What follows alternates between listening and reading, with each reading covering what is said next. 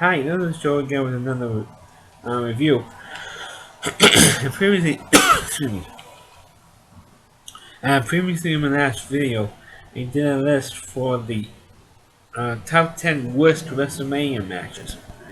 Now I'm going to go and do the other spectrum, the other side, which is of course what I consider to be the 10 best matches in Wrestlemania history. Of course, Wrestlemania 32 is coming up in a couple of weeks in Dallas, so I figured, okay, jump in the bandwagon. And I'm going to continue my WrestleMania review series they did a year ago, but reviewing WrestleMania 11 through 31. I'm not going to do it because there's over 20 of them left I didn't do, and it's going to be tedious, and most of them I haven't seen. Um, so it's going to be too tedious and too long and too much time, talking about the match and stuff because I haven't really seen them. So instead of going through all that nonsense, I just stuck to the first 10. Uh, but anyway, long story short, I'm going to do a review of the 10, what I consider to be the 10 best matches. Of course, your results will vary. Of course, I want to let's get this thing started. And my number 10 favorite match was actually two matches, actually. The two matches that The Undertaker had with Shawn Michaels. Now, at this point in The Undertaker's career, now all of a sudden he's getting good matches. Previously, like I did mention in my worst matches review, a lot of the early matches during The Undertaker's streak were crappy matches or against opponents who were long past that prime, like Jimmy Snuka or King Kong Bundy or Giant Gonzalez, which is like one of the worst matches that I mentioned. This time, now all of a sudden, since Undertaker's getting older, he is now getting more and more better matches in terms of the end of his streak. Uh, and of course, he got beaten by Brock Lesnar, and everybody threw a hissy fit because they didn't like the wrestler who ended his streak. So the Undertaker went against Shawn Michaels. Shawn Michaels lost to him once, and then he challenged him a second time. And I think it was like a retirement match, and the Undertaker beat Shawn Michaels, and he's been retired ever since. So, but that match, the second match, both matches were very good, and they were pretty long matches. They go over a half hour, 45 minutes long. You could also put in a footnote the matches that the Undertaker had with um, Triple H. I think one of them was a Hell in a Cell match. Um, those two matches were also very good. The match that Undertaker had with Triple H, at least he had two good wrestlers against the Undertaker in those four particular matches. Number 9 on my list, and picking from WrestleMania 12, another Shawn Michaels match. Shawn Michaels versus the Hitman, Bret Hart. And that's the 1 hour Iron Man match. And if you're going to like pro wrestling for like an hour, that's specific because of course these two guys also didn't like each other. Not only in the particular storyline, but also in real life, these two guys hated each other's guts. So it made it into a more interesting match. And not only that, but these two guys wrestled for a whole hour. And of course, the premise for that match was whoever got the most pinfalls in an hour wins the match. Of course, everybody remembers the Montreal screw job in reference to Bret Hart. But I felt that this was a bigger screw job than the one in Montreal. Um, because of the simple fact is, like I said, these two guys wrestled for a whole hour. Nobody got recording a pinfall, so they could have conceivably ended the match in a tie. But of course, they don't want to have this great, sort of classic match without an actual winner. So Gorilla Monsoon, who was then the WWF president, says, "Let's do an overtime, or 5 minute overtime, or 10 minute overtime period. Whoever gets the pinfall first wins the championship." But of course, guess what happens? About a couple minutes into it, or into this overtime period, Shawn Michaels pins Bret Hart and wins the title. So I thought that was kind of like a little bit of a screw job there. And of course, I think it was the Survivor Series that year was a bigger screw job than Bret Hart. But this was actually the first screw job. So that's my number 9 pick. My number 8 pick is, and I'm reading off a list, so those you know, I actually wrote a list so I can remember which matches. My number 8 pick is it's a classic match for Wrestlemania 2, which was the first Wrestlemania I actually watched on VH, on the old VHS. I rented the video out. It is Roddy Piper versus Mr. T. Yes, it's a boxing match. I know a lot of people pick that one as one of the worst ones. It was a boxing match, not a wrestling match. Uh, but I remember this match in particular and it's one of the decent matches I remember from WrestleMania 2. Uh, because of the fact it was well, the only other match that had a lot of hype was this match, the Savage George Steele match, the Battle Royal match with some of the football players in it, the British Bulldogs match, which I will mention in a bit, and of course the Hogan Bundy match, the main event. Those are the only matches that really got a real big hype, and this match was as hyped as just as much as the other matches I mentioned. That's because of the fact that, of course, Mr. T was known as playing Clubber Lang in Rocky 2. That's where he really got his acting story. And I do remember that time when Jesse Ventura was announcing with Gorilla Monsoon at the time for one of the weekly uh, WWF shows you used to see on the weekends before Monday Night Raw, before SmackDown days, when they used to have those TV tapings. And Jesse Ventura would say, "Let's see if Clubber Lang is for real." Of course, that was the name of Mr. T's character in Rocky 3. And of course, he threw. If you want to look for a great boxing match, I mean, you know this is fake in the store, but at least it's more of a legit match, I feel, than the match he had between the Big Show and Floyd Mayweather, like 20 years later. This was a little bit better. This match was set up better. The execution, we can argue about the execution of the match, but this one was definitely better than the Big Show Floyd Mayweather match. And not only that, but you also had not only in the space, you had Joe Frazier and Piper's side, I think, and so it was really good. And also, you had Joan Rivers there. You had her for the Burger King commercials. You had Cap Calloway was one of the judges. The old jazz guy who has passed away. But you had these great hype and great build up for this thing, and I really enjoyed it. Even though Piper got himself disqualified by hitting the referee and by body slamming Mr. T. That's how the match ended. But I felt it was great. It was a great piece of nostalgia, at least for me. My number 7 pick was from WrestleMania 10. It actually was the first ever ladder match in WrestleMania. From Madison Square Garden in New York, Razor Ramon versus Shawn Michaels match. Yes, I'm picking another Shawn Michaels match here. And of course, this was a time when they had like a little IC Intercontinental Championship tournament thing like they had at WrestleMania 4. But it was still before WrestleMania, the Razor Ramon was on the new IC champ, and he was challenging Shawn Michaels was challenging him because he had to take time off for an injury. So he says he never lost his title. So they actually have 2 titles up on the ring. And of course, whoever wins claims the ladder, gets the 2 belts, is the undisputed IC champ. And I think, as I remember, I think Razor Ramon actually won that match. So it was a big thing, and it was a great match. And I felt both guys did a terrific job selling that match and did a terrific job on that.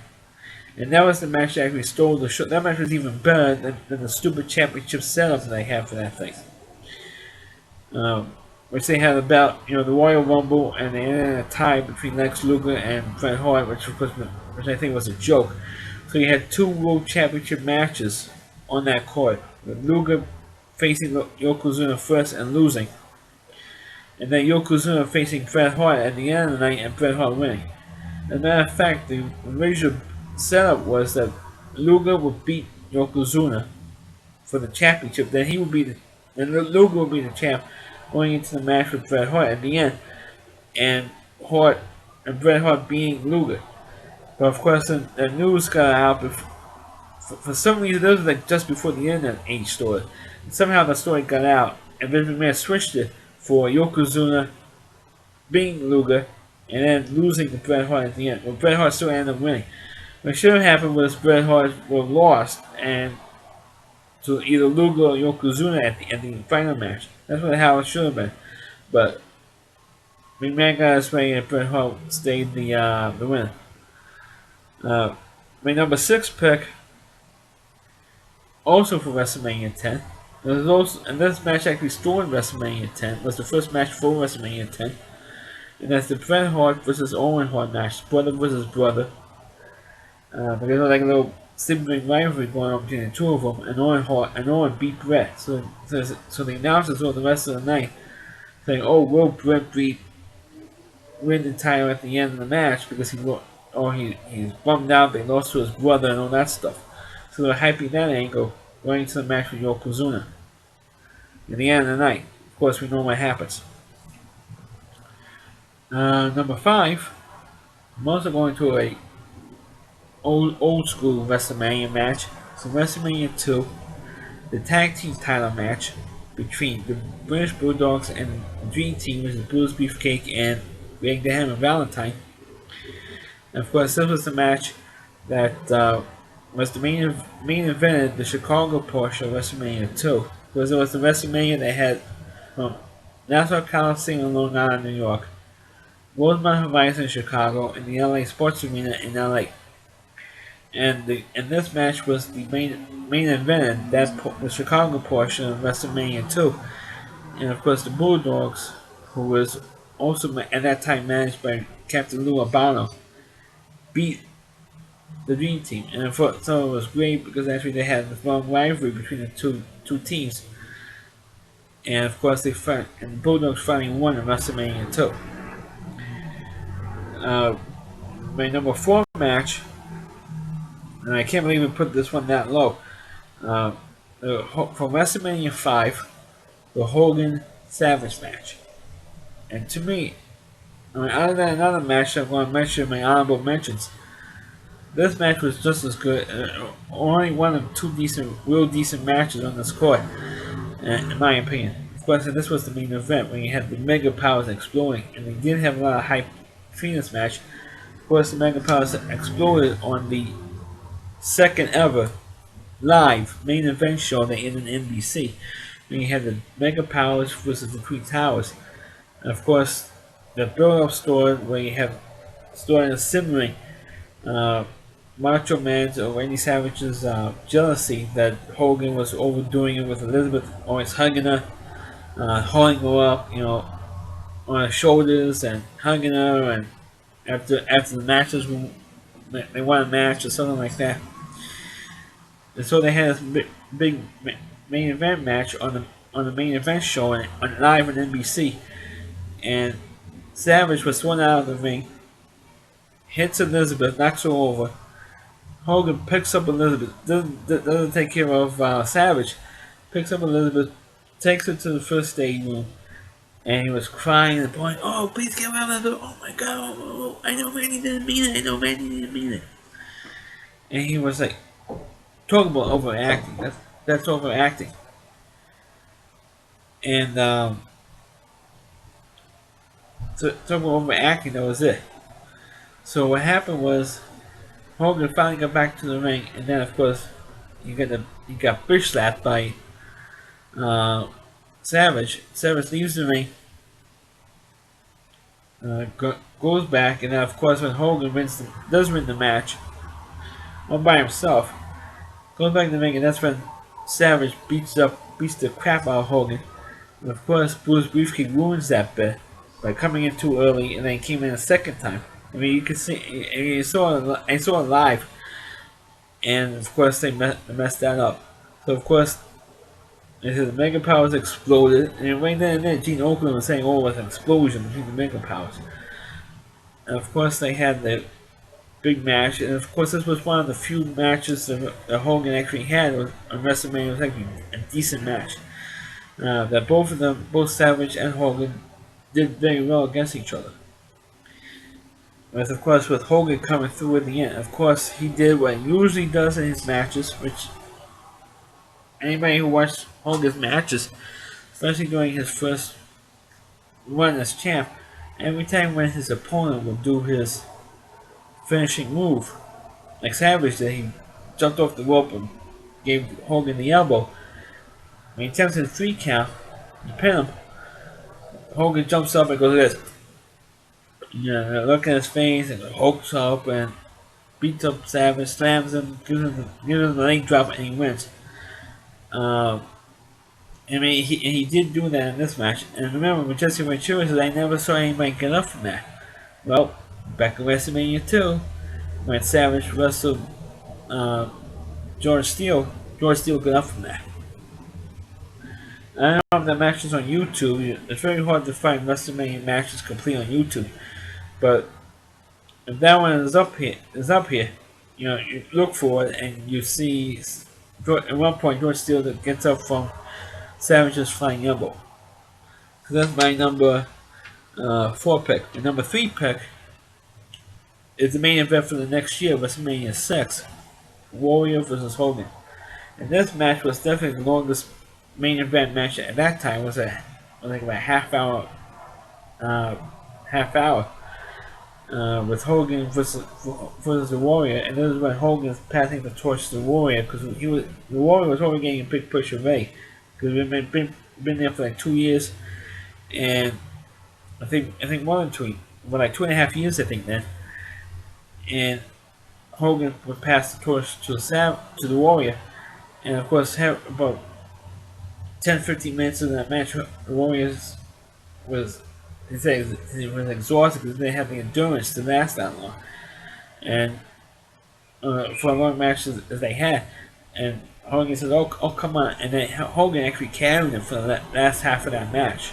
The last 15-20 minutes of that match, Hogan carried him, and of course Hogan did his finishing move, with a leg drop. So okay, it doesn't say he's going to beat the Warrior because he beat everybody else, but and knowing at WrestleMania, but throughout his whole career, he beat everybody. And one time on either a regular house show or a Saturday's main event or on a pay-per-view, wherever, he was beating everybody. So he beat Savage the year before, he beat Andre, he beat Bundy. Right? So he was beating everybody. He beat everybody. So I figured that against the Warriors, no different, and it was fun to hear the crowd cheering for both guys. Like the entire Warrior fans were cheering for him, and for the Warrior, and then half the crowd was cheering for Hogan. And then, of course, when the match was, when Hogan lost, the crowd, I think the majority of that crowd was stunned that Hogan actually lost. And I think that most people expected Hogan would win, even though I think most people knew in advance that Hogan was going to lose and pass the torch to the Warrior. That's what happened this time, but most people were cheering Hogan for his performance in that match, and Vince McMahon and WWF didn't get the results that I really wanted because I don't think the Warrior was a great champ, even though he lasted almost a full year, losing to Soldier Slaughter in the 1991 Royal Rumble, but he didn't have the persona, he didn't have the personality that Hogan had. But he did great in this match. Now, number 2 pick is of course the match from WrestleMania 3, the main event. My number 2 pick is from WrestleMania 3, of course, the Hogan Andre match. And this match was, you had to have a match like this to fill the Pontiac Silverdome, which was at that time the biggest venue that the WWF had for WrestleMania. And said, oh, how do we get over 93,000 people in here? They had the Hogan Andre match. Because they figured, the main event would draw people in. Not only did they have that match, but they had Junkyard Dog and uh, Harley Race match. You had Jake the Snake versus the Honky Tonk Man. You had the Roddy Piper and Adonis match. You had the 6-man tag with the Bulldogs and Tino Santana versus the Hart Foundation and Danny Davis. You had that match. You had, I mean, I could pick almost any match on this card for this, practically most of them for this list. But the best episode match was the Hogan ring match. Was the main event, of course, that drew 93,000 people into the Silverdome. And if they don't have a main event like that for WrestleMania 32 in Dallas, they're not going to get 100,000 people. I know they're going to try to get 100,000 people in there, but I don't think they're going to do it. Personally, for what I've heard of the matches, I don't think they're going to do it. But, you know, any main event they're going to have is not going to come close to the whole ring match. But how Mega West got national, the actual press, people who didn't normally cover wrestling cover that match and that event because of that match. And also because they broke an indoor attendance record for having 93,173 people.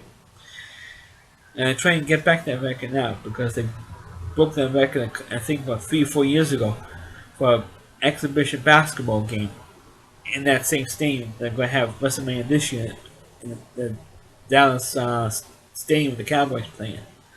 Okay, before I get to my number one pick, I want to mention my honorable mentions. And then, of course, one of them is the Ultimate Warrior versus Rick Rude match from WrestleMania 5 for the IC belts. Of course, you might not like the ending because Bobby Heenan, who was Rick Rude's manager, tripped the Warrior, held his leg down as Rick Rude pinned him. But up to that point, the match was definitely one of the better IC title matches in WrestleMania history, in my opinion. The other match was, of course, for WrestleMania 7, the Ultimate Warrior versus Randy Savage. It was a retirement match, and Randy Savage lost and was out of wrestling for a few months to this Tuesday in Texas show against Jake the Snake. But I thought it was a great ending because you also had Miss Elizabeth reuniting with Savage after the match was over, and I thought that was great. My other honorable mention is from WrestleMania 8, Randy Savage versus Ric Flair for the heavyweight title, and this match should have been the main event, but it was the match that finished off the second half of the show because they put stupid Hogan as the main event against Sid Justice, which was a shit match.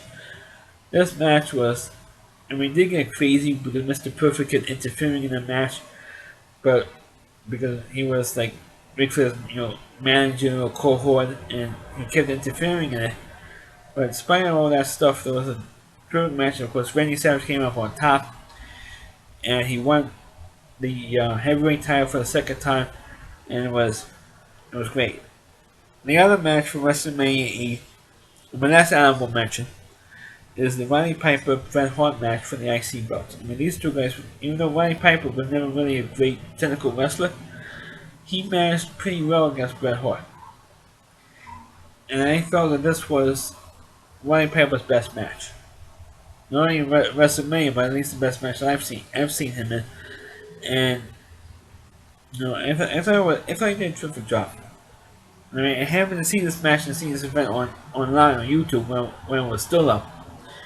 Now you can't see it anymore because they put the block. WWF put a block on. But I thought this was one of the better matches on that card, other than the Savage Flair match. Now, for the end of this thing, my number one pick for the biggest match in WrestleMania history happens to be, of course, for the IC title match for WrestleMania 3, the Ricky the Dragon Steamboat versus Randy Macho Man Savage for the IC belt. This match stole the show. Because you had the whole big storyline that had from the November before. In November, doing Superstores of Wrestling, which is one of the two regular shows the WWF had on the weekends. The other one being Wrestling Challenge. Superstores of Wrestling, you had, for the announcers, you had Vince McMahon, you had Bruno Sammartino, and you had Jesse Ventura.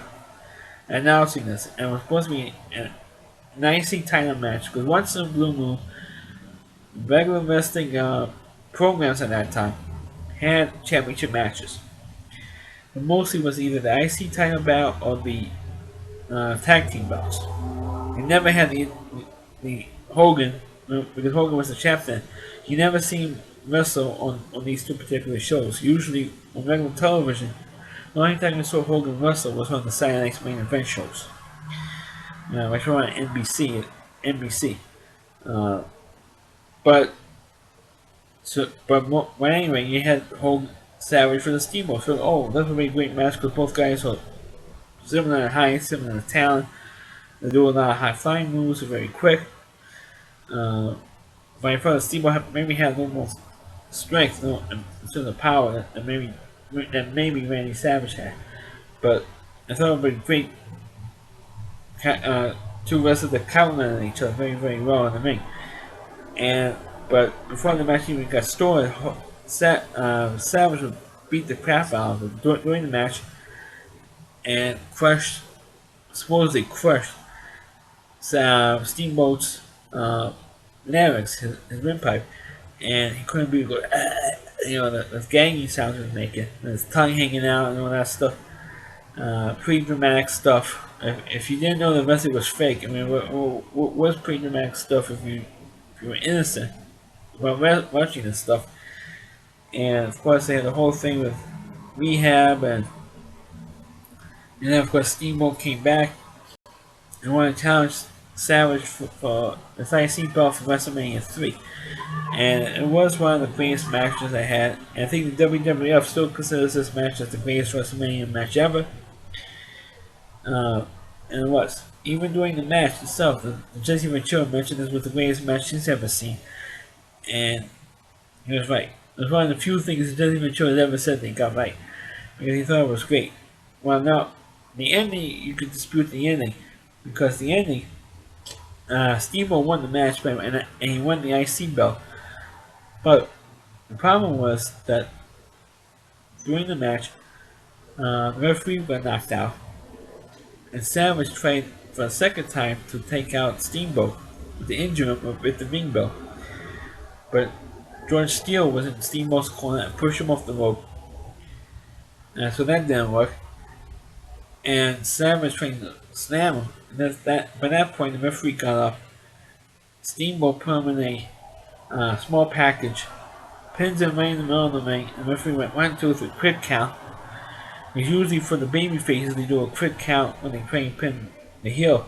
And they did that in this bit. And of course, Steamboat won. Of course, you always could dispute that if it wasn't for George Steele, Steamboat won that match. And of course, nobody's going to call on him because of George Steele. Savage lost the match. Of course, the lead picture was, in that time, Randy Savage was the longest reigning WWF Intercontinental title holder at that time. And then, of course, his record was broken by the next year by the Honky Tonk Man. He was like 15. He was like one IC champ for 15 months, and that record still holds today, almost 30 years later. And by Savage holding about I think about 13 months. So like about 13 or 14 month less than the Honky Tonk Man did. So there was really some streak that Savage had. But one thing with Savage is that at least he was a fighting champ, IC champ. Even though you could argue that you didn't like how he won the belt in the first place. But Savage was a great IC champ and a great heavyweight champ, and this was definitely his defining moment in WrestleMania. But in WrestleMania 3 by losing to Steamboat, but he made it up the next year by winning the heavyweight title the next year in the heavyweight tournament. But in that time, I think that's when he started to have a face turn. Even though the actual face turn was when he challenged the Honky Tonk Man. But the fans started to turn in Randy Savage's favor because of the great performance that he had in this particular match. And 3 months later, you had Steamboat losing to the Hog Truck Man, which was a big shock. Uh, but this was the match that turned the fans into more Randy Savage's fans. Even though he was still at that moment he was still a heel, but the fans said, "Oh, that's making him into a babyface because they think he great match he had with Steamboat," and that's what happened. So that's my I consider that match to be the greatest match in Wrestlemania history. You can argue it or you can debate it yourselves. Fortunately, because of what recently happened, I'm going to have the comment section up. It's going to be disabled. If you see my commentary video, you know why. You understand why. Um, so unfortunately, I'm going to have it still have it down for the time being. For this for my more recent videos, but you can also click the video. Please rate it. Please subscribe to my channel, and please forward this video onto your Facebook pages. You can also check out all of my videos not only on my YouTube channel, but also at rowdyc.com, the whole page of the Rowdy Reviewer, Chris Lee Moore. Please check out his videos as well, his TV trash videos, and so on and so forth. Um, he does a great job with his videos. Thanks for watching. Catch you next time.